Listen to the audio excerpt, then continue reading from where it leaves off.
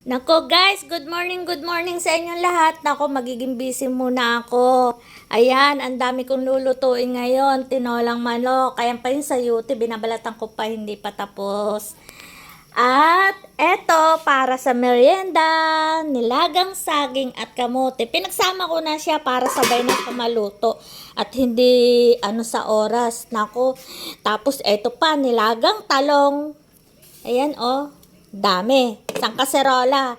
Kasi ang gagawin ko dyan sa talong, mag-aatsara ako, tapos magtotortang talong ako.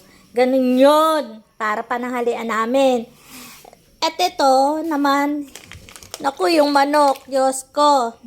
Antigas pa, kagagaling sa frozen, kaya kailangan ibabad pa siya dyan sa tubig. At ito yung sayute, nababalatan ko. Kaya guys, busy muna. Ayan po, Diyos. Sarap na merienda, 'di ba? Nilagang kamote sa saging na saba. Yan, ang talong. Bye-bye guys, busy muna ako. Bye-bye. Bye-bye.